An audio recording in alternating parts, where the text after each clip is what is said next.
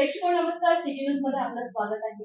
आज सुप्रीम कोर्टाचा आदेश आला आहे. येत्या 4 महिन्यांमध्ये स्वराज्य संस्थांच्या आपल्याला स्थानिक स्वराज्य संस्थांच्या निवडणुका घ्यायच्या आहेत.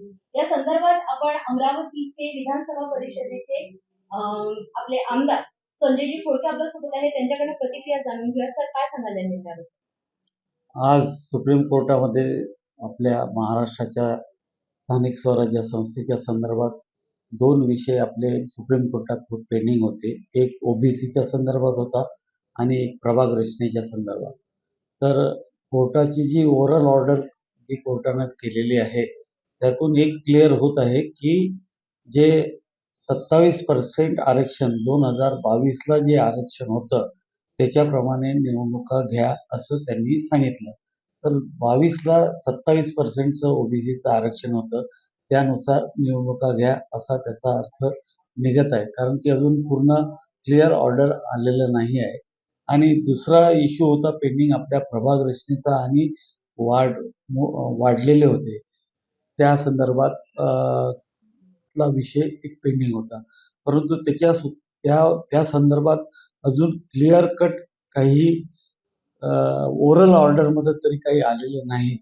परंतु आता डिटेल ऑर्डर आल्यानंतर त्याच्यातून त्या निवडणुका नवीन प्रभागाने घ्यायच्या. कारण की त्याच्यात 2-3 निर्णय आपल्या इथे झाले होते. देवेंद्र फडणवीस आणि मुख्यमंत्री एकनाथ शिंदे ज्यावेळेस सरकारमध्ये आले त्याच्या आधीचं सरकार महाविकास आघाडीचं होतं. त्यांनी 3चे प्रभाग महानगरपालिकेच्या संदर्भात केलेले होते आणि ते सरकार आल्यानंतर त्यांनी त्याला स्थगिती देऊन 4चे प्रभाग त्यांनी फॉर्मेशन केलं आणि त्या 4च्या प्रभागाच्या फॉर्मेशनवर पुण्याचे जगताप हायकोर्टात गेलेले, सुप्रीम कोर्टात गेले होते. परंतु याच्यात काय निर्णय झाला हे अजून क्लिअर नाही. कारण की जर प्रक्रिया चालू करायची आहे तर तो सुद्धा आपल्याला आदेश लागेल की कोणत्या नोटिफिकेशन प्रमाणे निवडणुका घ्याव्या. तर ते आज सायंकाळपर्यंत रिटर्न ऑर्डर आल्यानंतर खऱ्या अर्थानं त्याच्यात त्या ऑर्डरमध्ये काय येते आणि त्याच्यानंतर काय निर्णय होईल ते माहीत नाही. परंतु एक निश्चित आहे की 4 आठवड्याच्या आत नोटिफिकेशन काढण्याच्या सूचना त्यांनी केलेल्या आहे. तर ते 100% 4 आठवड्याच्या आत नोटिफिकेशन निघेल. परंतु नोटिफिकेशन काढणे एक ऑर्डर आहे. परंतु जर सरकारला त्याच्यात अजून वाटलं की त्यावेळेस पावसाळा आहे तर पावसाळ्यामध्ये निवडणुका घेऊ शकणार नाही, तर त्या संदर्भात ते पुन्हा कोर्टाला विनंती करू शकते की 2-3 महिन्याची मुदतवाढ पुन्हा वाढवून मिळावी. या संदर्भात राज्य शासनावर निश्चितच विचार करेल, आयोग विचार करेल आणि त्या पद्धतीने 2-3 दिवसात सर्व प्रकरण काय राहील, निवडणुका कधी होतील हे चित्र स्पष्ट होईल. निर्णय जरी आला तरी तो पूर्णपणे पारदर्शक नाही. त्याची स्पष्टता पुढच्या काही दिवसात होईल आणि त्या अनुषंगाने पुढील निर्णय घेतले जातील असं एकंदरीत खोडकेंचं म्हणणं आहे. तर एक प्रश्न असा की सध्या शंका कुशंका म्हणजे चर्चा जेव्हा गोष्टी येतात किंवा चर्चा येतात तर या निर्णयानुसार चर्चा अशी होती आहे की कुठेही या निवडणुकीचा काहीही विषय नसताना सध्या जी आपली देशातील परिस्थिती आहे एकंदरीत भीतीचं सावट आपल्या देशात आहे जे सध्या पहलगाममध्ये झालं आहे त्या अनुषंगाने अशा स्थितीमध्ये हा निर्णय येणे मग याच्या मागे काही हेतू आहे का की कुठल्या उद्देशाने हा निर्णय आता देण्यात आला अशा या परिस्थितीमध्ये असं म्हणणं यावर तुमचं काय? नाही, बाकी जी परिस्थिती आणि कोर्टासमोर जो विषय आहे त्याचा याच्याशी काही संबंध नाही. आणि जर राज्यात देशामध्ये जर तशी परिस्थिती निर्माण असली तर ती सर्वांनाच लागू होणार आहे. जे कोणतेही कोर्टाचे निर्णय असले तरी केंद्र शासन अशी अपवादात्मक परिस्थितीमध्ये त्या संदर्भातलं नोटिफिकेशन काढू शकते आणि सर्वच पुढे ढकलू शकते. असं काही त्याला बंधन नाही आहे. परंतु आज पुढं काय होईल हे अझम्पशन पकडून आज कोर्टाचा निर्णय बदल होऊ शकत नाही. कोर्टाला आजची जी स्थिती आहे त्या कोर्टाच्या आजच्या स्थितीवर कोर्टानं तो निर्णय घेतलेला आहे. तर आता निर्णय येईल पुढच्या काही दिवसात स्पष्ट येईल म्हणजे पूर्णपणे संदर्भ स्थगित येईल. तर या निवडणुकांना घेऊन राष्ट्रवादी काँग्रेस पक्षाची काय?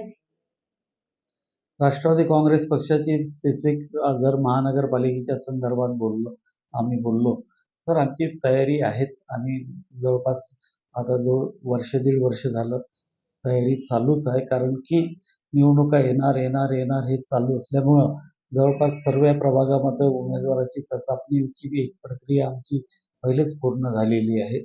पूर्ण जेवढे प्रभाग पडतील, कारण की त्या प्रभागाचा प्रश्न आता पुन्हा तोच आहे की 3चे प्रभाग राहतील की 4चे राहतील, सदस्य संख्या जी वाढलेली आहे ती राहील की कमी होईल. हा जरी प्रश्न असला तरी जी सध्याची परिस्थिती आहे त्या परिस्थितीनुसार जेवढे वार्ड आहे किंवा जे प्रभाग आहे त्या प्रभागासंदर्भात चर्चेची आमची म्हणजे आम्ही जे काही आमचे सर्व सहकारी आहे त्यांची आमची एक प्रक्रिया पूर्ण झालेली आहे आणि निवडणुका ह्या काही लगेच लागल्या, अनपेक्षित लागल्या असं आहे नाही. जवळपास 1.5-2 वर्ष झाले निवडणुका. आपल्याला माहित आहे की जवळपास 1-1.5 वर्ष आधी नोटिफिकेशन निघालं. निवडणुकाच्या तारखा जवळपास निश्चित झाल्या होत्या. परंतु नंतर हायकोर्टात, सुप्रीम कोर्टात प्रकरण गेलं त्यामुळं थांबलेलं आहे.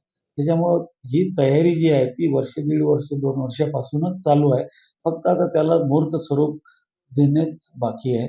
कारण की निवडणुका करताना आपल्याला लोकांमध्ये राहावं लागते, लोकांसोबत लोकांचे प्रश्न घेऊन जावं लागते. त्या संदर्भात आम्ही नेहमीच लोकांमध्ये आहोत आणि लोकांचे प्रश्न घेऊन लढण्याचा त्यांना सरकारकडून जे दिलासा पाहिजे तो देण्याचा प्रयत्न सातत्यानं चालू आहे. फक्त निवडणुकीची प्रक्रिया जी आहे ती निवडणुकीची प्रक्रिया एकदा सुरू झाली की नंतर उमेदवाराच्या संदर्भात चाचपणी होईल. परंतु एक निश्चित की पूर्ण प्रभागामध्ये आपला उमेदवार कोण राहील, विरोधाचा उमेदवार तिथं कोण असेल, त्या उमेदवाराला काय आपल्याला काउंटर करता येईल, ही सर्व प्रक्रिया जवळपास सगळ्या प्रभागाच्या संदर्भात आमची झालेली आहे. महत्वाचा प्रश्न आता ही निवडणूक जी होणार आहे, ही निवडणूक राष्ट्रवादी काँग्रेस पक्ष स्वबळावर लढेल की महायुतीचे? नाही, या संदर्भातला निर्णय वरिष्ठ स्तरावर होईल की महायुतीमध्ये निवडणुका लढायच्या आहे किंवा स्वतंत्र लढायचं आहे. आणि त्यांनी जर सांगितलं किंवा एकंदरीत की तुम्ही लोकल लेवलवर प्रयत्न करा, लोकल लेवलवर तुमचं जे काही असेल त्या पद्धतीनं करा, त्यावेळेस कुठं आमचा प्रश्न येणार आहे. आज तरी महायुतीच्या संदर्भात वरिष्ठ नेते जे निर्णय घेतील त्याप्रमाणे आम्हाला काम करावं लागणार आहे. भविष्यामध्ये त्यांनी म्हटलं की स्वतंत्र लढा तर स्वतंत्र लढा लागेल. त्यांनी म्हटलं की महायुतीत लढा तर महायुतीत लढा लागेल आणि त्यांनी सांगितलं की ते युनिट जे आहे, समजा अमरावती महानगरपालिका आहे तिथलं युनिट जे आहे त्या युनिटनी जे ठरवलं की बा आम्हाला स्वतंत्र लढायचं आहे असं जर ठरलं तर त्यावेळेस आमचा स्वतःचा विचार करण्याचा प्रश्न येणार आहे. आज त्याला त्या संदर्भात स्पष्टता नाही.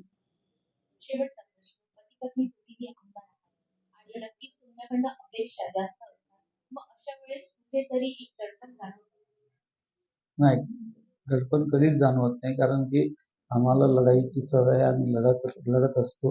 निवडणुका हा एक त्यातला पर्याय आहे. निवडणुकीसाठी नेहमीच तयार असतो. त्याच्यामुळे दडपण राहणार नाही आणि लोकांना माहीत आहे की काम करणारे कोण आहे आणि कामाला 24 तास उपलब्ध असणारे कोण आहे. त्याच्यामुळे दडपण असण्याचं काही कारण नाही. तर प्रेक्षक हे होते आमदार संजय खोडके. नक्कीच येत्या निवडणुकीला घेऊन पूर्णपणे तयारी त्यांची झाली आहे. फक्त तारीख येणे बाकी आहे. निर्णय तर आलाय हातात, तो पुढच्या काही दिवसात आणखी स्पष्ट होईल आणि त्या अनुषंगाने पुढची पावले उचलतात. जातील. आता या महानगरपालिकेच्या निवडणुकीमध्ये पुढच्या ज्या स्थानिक स्वराज्य संस्थेच्या निवडणुका आहे, काय होईल हे आपल्याला तेव्हाच माहिती